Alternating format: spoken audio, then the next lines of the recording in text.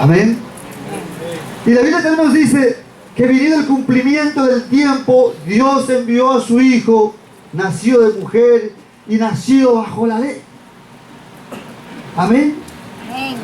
Pero su misión, amados hermanos, no era exactamente de librarnos de un yugo político, de una amenaza militar, de una conquista territorial. La Biblia declara que vendría ese libertador para libertarnos del yugo del pecado y de todo tipo de alienación que produce la maldad en este mundo, en esta tierra. Y venido el cumplimiento del tiempo, Dios envía también ese grito de victoria. Dios nos envía a su Hijo amado. Dios nos envía a Jesucristo. Y lo primero que dice el texto de Marcos, principio del Evangelio de Jesucristo, Hijo de Dios, venía con su grito de victoria sobre la muerte, sobre el pecado, sobre la maldad. Pero también eso llamaba a tomar una decisión. ¿Qué dice San Marcos capítulo 1 y el versículo 15?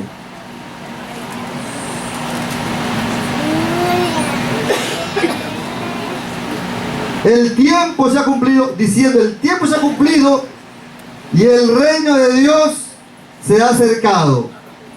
Arrepentíos y creed en el Evangelio. ¡Wow! Amados hermanos, el mismo Señor Jesucristo empezó a predicar este Evangelio del reino y empezó a llamar al arrepentimiento.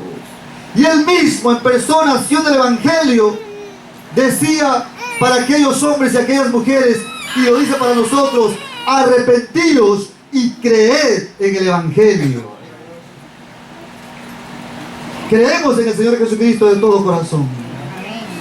Hemos creído en el Evangelio. Si hemos creído en el Evangelio, no descartemos, amados amigos y amados hermanos, que su primera acepción, la acepción primaria, es un grito de victoria. Evangelio es un grito de victoria. Es un grito de victoria sobre el pecado. Es un grito de victoria sobre la maldad. Es un grito de victoria sobre la muerte. Es un grito de victoria sobre todo flagelo que te ata a este mundo e impide tu salvación. Y la invitación de nuestro Señor Jesucristo es: crean, crean, crean en el Evangelio. Yo no sé si todos en esta mañana ya hemos creído. Yo no sé si hay alguno en esta mañana que ha llegado buscando respuestas a su vida, buscando respuestas en su vida.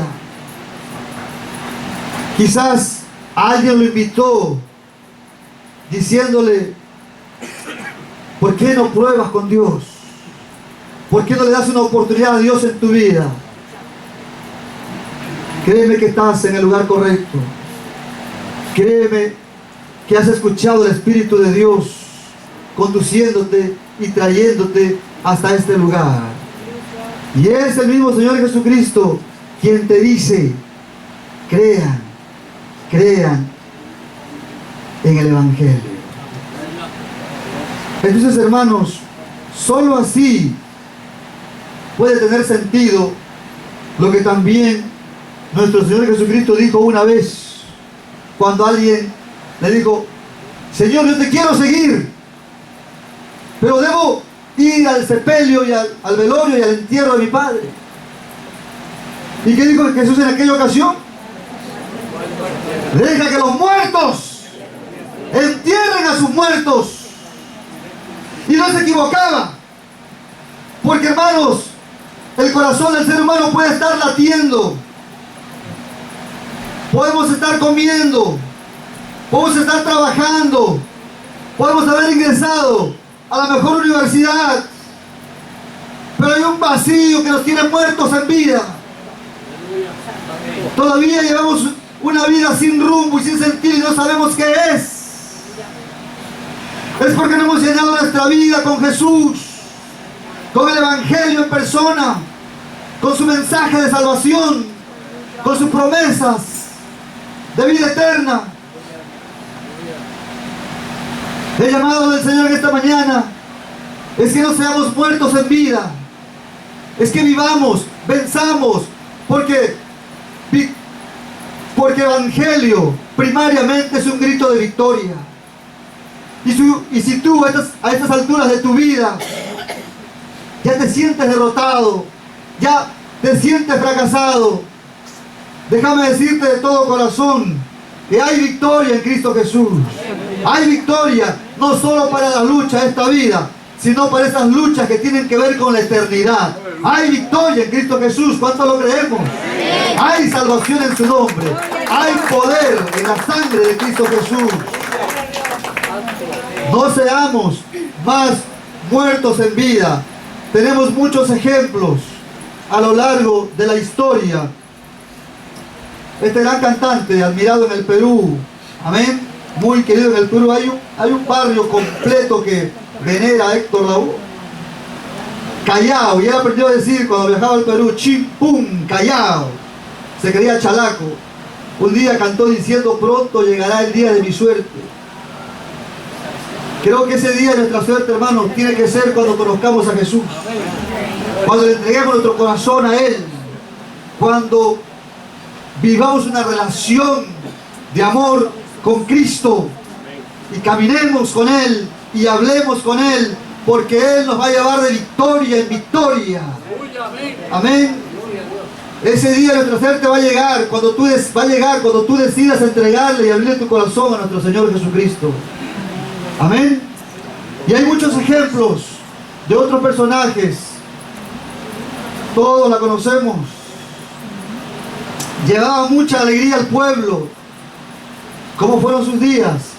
¿Cómo fue el fin de sus días? No sabemos si habrá asegurado su salvación.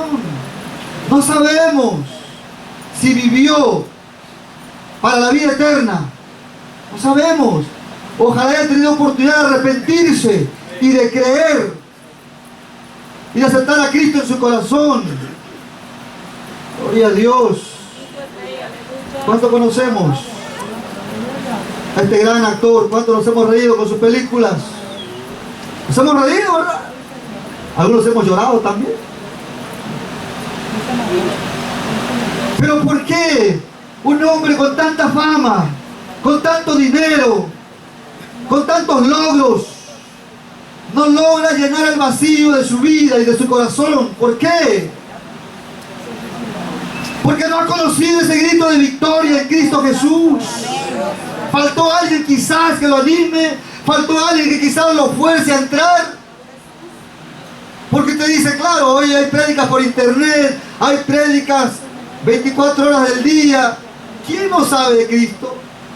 Sí, pero quizás falta una mano amiga, una mano vecina, una vida llena del Espíritu que los anime y les diga, busca a Jesús, ve a Jesús, la fuente de salvación, la fuente de vida, el único que puede quitar tus depresiones, el único que puede quitar tus insomnios, el único que le puede devolver el sentido y la alegría de vivir en tu existencia. Es Jesús, es el Señor. Hay victoria en Cristo Jesús. Amado hermano, el mismo apóstol Pablo, en el mismo capítulo 15 de 1 Corintios, encontró sentido su existencia cuando encontró y conoció a Jesús. Era un hombre ducho en Sagradas Escrituras. Era un maestro de la ley, un rabino instruido, como dice el testimonio bíblico, a los pies de uno de los más grandes maestros, llamado Gamaliel, ¿verdad? Era un fariseo de fariseos, de esos fanáticos, de esos ortodoxos, que cualquiera que levantaba la voz en contra de ellos, a ese muchacho hay que apedrearlo, a esa señora hay que callarla. Quiero la autorización dame la autorización para allanar su casa. Y la Biblia dice que él consintió en la muerte de ¿quién? El primer mártir cristiano, Esteban. La ropa se la dejaron ahí cuidando de él, mirando cómo asesinaban a Esteban. Hermanos, por eso es asombroso cuando él tuvo su encuentro con Jesucristo. Es asombroso. Y justo él iba a hacer lo que pensaba que era correcto que estaba haciendo. Perseguir cristianos, perseguir al mismo Señor Jesucristo, hasta que se le apareció esa voz de lo alto que tumbó a Saulo con todas sus investiduras, con toda su alta alcurnia, lo tiró al suelo y lo hizo morder el polvo de su miseria espiritual. ¿Qué haces tú persiguiendo a los cristianos? Dura cosa te es dar patadas contra el aguijón. Solo vas a conseguir lastimarte. Solo vas a conseguir herirte. Nunca vas a hallar la paz que tu alma, tu corazón necesita. El sentido y el propósito que hace tiempo estás buscando a tu vida. Se lo dijeron y entonces él entendió que en verdad estaba yendo contra la voluntad de Dios. Y fue allí cuando abrió su corazón al Señor. Y fue allí cuando dijo entonces: ¿qué quieres que yo haga? ¿Cuántos alaban el bendito nombre del Señor? Después de haber preguntado quién eres, Jesús, y después de Jesucristo habérsele revelado, él entonces se puso a la completa disposición del Señor. ¿Qué quieres que yo haga? Y fue allí, y solo allí, cuando su existencia alcanzó sentido. Aún cuando tuvo que echar sus títulos profesionales, su alta alcurnia y todo su conocimiento, y tomarlo y llamarlo estiércol. Aún cuando pasó miserias en sus viajes misioneros, aún cuando pasó naufragios, aún cuando sufrió la pobreza y a veces la ingratitud de los propios hermanos, él decía: con Cristo estoy juntamente crucificado. Ya no vivo yo, mas Cristo vive en mí. Amén. Y lo que ahora vivo en la carne, lo vivo en la fe de aquel que me amó y se entregó a sí mismo por mí.